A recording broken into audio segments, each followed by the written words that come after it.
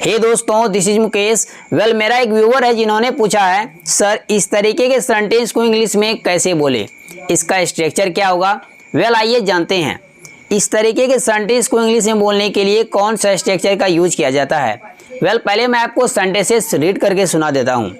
जाना होता तो जा चुका होता, खाना होता तो खा लिया होता, आना होता तो आ चुका होता, भागना होता तो भाग गया होता।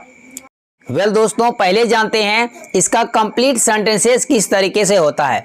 ये आधा अधूरा सेंटेंस है, क्योंकि हिंदी हमारा मदर टंग है तो हम लोग हिंदी किसी भी तरीके से बोल लेते हैं। इन सभी सेंटेंस का सेंस क्या हुआ। यदि मुझे जाना होता तो मैं जा चुका होता, इसमें दो अलग अलग क्लॉज है। पहले जो क्लॉज है वहाँ पर हम लोग यूज करेंगे subject plus had two plus verb का फर्स्ट फॉर्म। बोलते हैं ना हम लोग, जाना होता, ना होता, नी होती, ने होते, पढ़ता था, पढ़ती थी, पढ़ते थे, या पढ़ा, पढ़ी, पढ़े। इस तरीके के सेंटेंस को जब हम लोग मजबूरी दिखाते हैं कि कोई काम मुझे करना पड़ता था या करना था, तो वहाँ पर हम लोग यूज करते हैं हैड टू प्लस वर्ब का फर्स्ट फॉर्म। दोस्तों, अब बात करते हैं इसके कंप्लीट स्ट्रक्चर की। सबसे पहले आपको राइट करना पड़ेगा इफ। अगर या यदि हिंदी में आएगा, यहाँ पर छुपा होता है, इफ राइट करेंगे। उसके बाद subject had two plus verb का फर्स्ट फॉर्म। अगर अदर वर्ड है तो अदर वर्ड को राइट कर देंगे, आई मीन दैट ऑब्जेक्ट को। उसके बाद लगाएंगे कमा, और कमा को लिखने के बाद फिर से और एक सब्जेक्ट राइट करेंगे।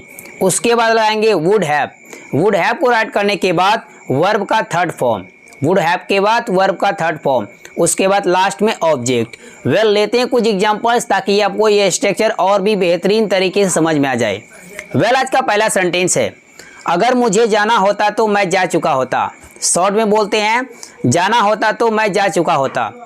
इस सेंटेंस के लिए कहेंगे if I had to go I would have gone. If I had to go I would have gone. Next sentence, अगर मुझे खाना होता तो मैं खा लिया होता, या खाना होता तो मैं खा लिया होता। अगर यहाँ पर सब्जेक्ट भी आप चेंज कर सकते हैं। अगर आपको ये कहना हो, अगर हमें खाना होता तो हम खा लिए होते, तो इसी सेंटेंस को बना लेते हैं। इस सेंटेंस के लिए बोलेंगे if we had to have would have had, या आप कह सकते हैं would have eaten, would have taken. यहाँ पर मैंने वी फिर से नहीं बोला, क्यों?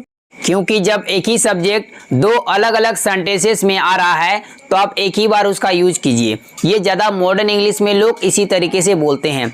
यदि आप चाहे तो वी वुड हैव हैड लगा सकते हैं, वी वुड हैव टेकन लगा सकते हैं। ये आप पर डिपेंड करता है कि आप कैसे यूज करना चाहते हैं। नेक्स्ट सेंटेंस, अगर मुझे आना होता तो मैं आ चुका होता।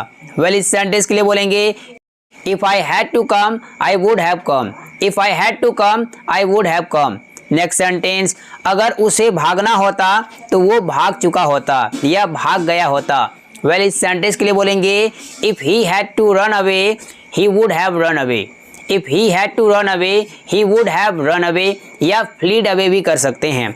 दोस्तों, इसी जुड़े मैं आपको एक सेंटेंस देता हूँ, इसको ट्रांसलेट कीजिए और राइट कीजिए कमेंट बॉक्स में। यदि आप कोई गलती करेंगे तो मैं आपको करेक्ट करके बता दूंगा। दोस्तों, वीडियो कैसी लगी थी, अच्छी लगी थी लाइक कर दीजिए, मेरे चैनल को सब्सक्राइब कर ले और बेल आइकॉन को हिट कर ले, ताकि मेरा रोज आने वाले वीडियो की नोटिफिकेशन बिल्कुल टाइम पर मिलती रहे। तो मिलते हैं इसी तरह के एक और मजेदार लेसन में। Till then keep practising, keep smiling, have fun, take care yourself, bye bye.